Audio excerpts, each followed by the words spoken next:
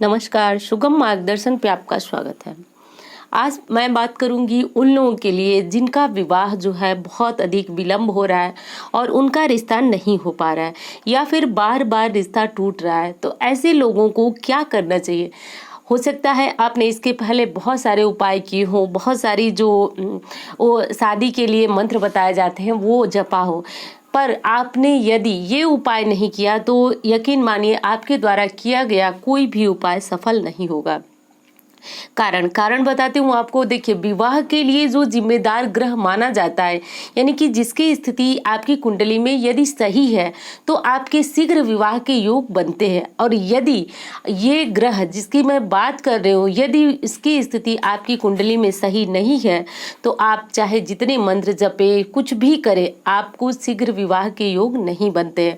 हो सकता है कि आप विवाह के करीब पहुंच जाते हो, यानी कि हो सकता है आपकी बात चलती हो, पक्की भी हो जाती हो, एंगेजमेंट तक हो जाती हो, लेकिन रिश्ता होते होते रह जाता है। तो कारण बस यही है कि इस ग्रह की मजबूती अगर नहीं होगी जीवन में तो लड़के या लड़कियों के विवाह में विलंब होता है। तो अब वो ग्रह कौन सा है? तो देखिए, गुरु ग्रह, बृहस्पति ग्रह यदि कुंडली में सही है तो आपके शीघ्र विवाह के योग बनते हैं। और यदि नहीं सही है या फिर कमजोर है, मृत अवस्था में बैठा है, तो ऐसी स्थिति में आप चाहे जितने उपाय करें सारे ही निष्फल जाते हैं। तो यदि आपने बहुत सारे उपाय करके थक चुके हैं आप, तो इस उपाय को आपको जरूर करना चाहिए, क्योंकि यही वो सटीक उपाय है जो शीघ्र विवाह का योग बनाएगा। उसके लिए आपको बहुत आसान सा ये काम करना होगा, जो कि आपके गुरु ग्रह को मजबूत करेगा और आपको इधर उधर कहीं भटकने की आवश्यकता नहीं है। रिश्ता आपके घर बैठे ही आएगा, क्योंकि देखिए, गुरु जब बलवान हो जाते हैं तो आपके कुंडली में योग बनने लगते हैं। बिल्कुल जो योग होते हैं वो प्रबल हो जाते हैं, जिससे शीघ्र विवाह होने के पूरे चांस होते हैं। तो ऐसे में आपको क्या करना होगा? तो ऐसे में आपको यही करना होगा कि गुरुवार के दिन, यदि आप लड़के हैं या फिर लड़की हैं, तो गुरुवार का व्रत रखना आपको प्रारंभ कर देना चाहिए। और जब भी आप व्रत रखें तो एक निश्चित संख्या मान करके रखें। 16 गुरुवार का व्रत रखा जाता है, प्रायः ये शुभ संख्या है गुरुवार का व्रत रखने के लिए। तो गुरुवार का व्रत रखें।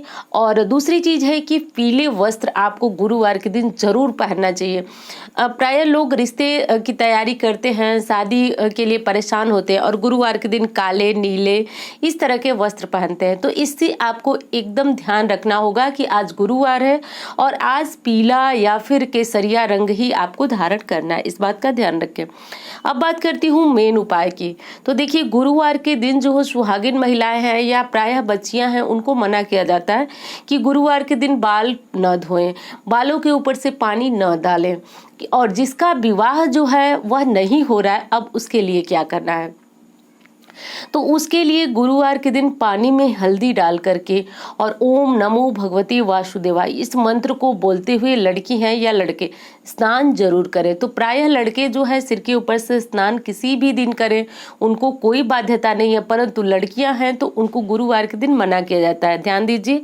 लेकिन जिनके विवाह में विलंब हो रहा है उनको ये उपाय प्रति गुरुवार जरूर करना है।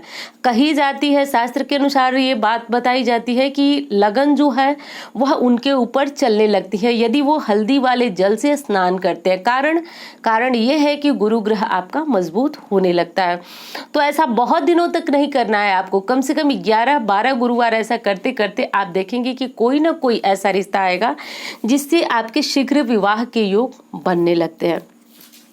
अब दूसरी चीज आपको बता दूं कि आप ये काम आप भी कर सकते हैं यदि लड़के हैं, लड़की है, या फिर लड़के लड़की की माँ भी ये उपाय कर सकती है।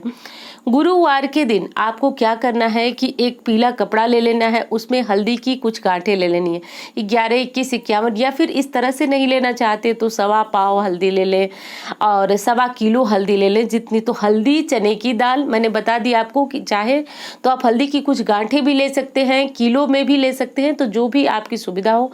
और पीला कपड़ा ले लेना है। पीला कपड़ा बहुत बड़ा लेने की आवश्यकता नहीं, इतना ले लें कि इसमें सारी सामग्री आपकी बंध जाए।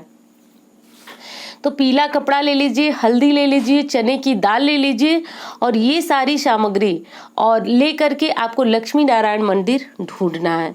लक्ष्मी नारायण मंदिर ढूंढना है आपको और ढूंढ करके आपको श्री हरि विष्णु के चरणों में, माँ लक्ष्मी के चरणों में ये सारी सामग्री रखना है। ये उपाय आपकी माँ भी कर सकती हैं, यानी लड़के लड़की की माँ भी कर सकती हैं और वो स्वयं भी कर सकते हैं।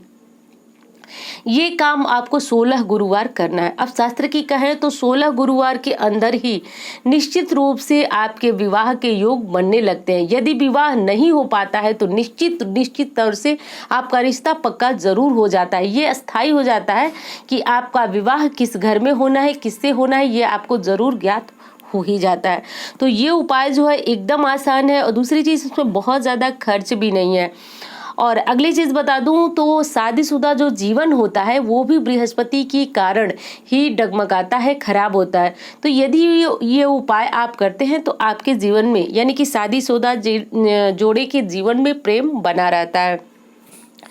अब अगली उपाय देखिए, कोई उपाय जो है किसी को बहुत जल्दी फायदा करता है, यानी कि 1-2 गुरुवार करने में ही उसको लाभ होने लगता है। यदि आपको इस उपाय का लाभ और अच्छे से लेना है तो आपको महादेव की पूजा भी जरूर करनी चाहिए। अब पूजा में आपको ये करना है कि देखिए, महादेव को आपको प्रति सोमवार जो है उनकी पूजा, जो भी सामग्री आपको मिल सके उससे उनकी पूजा करना है और आपको एक नारियल प्रति सोमवार जरूर अर्पित करना है शिवलिंग पे। नारियल जो है संपूर्ण फल कहा जाता है और शादीशुदा जोड़े की सुखमय जीवन के लिए या फिर शीघ्र विवाह के लिए महादेव पार्वती की आराधना भी बहुत जरूरी है। जहां भी आप जिस मंदिर में भी जाएं वहां माथा टेक करके भगवान से प्रार्थना जरूर करें कि आपको एक अच्छे पति की, या फिर अगर आप लड़के हैं तो एक अच्छी पत्नी की प्राप्ति हो। ऐसा आपको जरूर करना है। ऐसा करते ही आप देखेंगे कि शीघ्र विवाह के योग बनते हैं। बहुत ज्यादा नहीं, सिर्फ 11 गुरुवार के अंदर अंदर आप देखेंगे कि आपको ज्ञात हो ही जाएगा कि आपका जीवन साथी कौन है। उम्मीद करती हूँ जानकारी आपको बहुत पसंद आएगी। मिलती हूँ इसी तरह की वीडियो के साथ। धन्यवाद।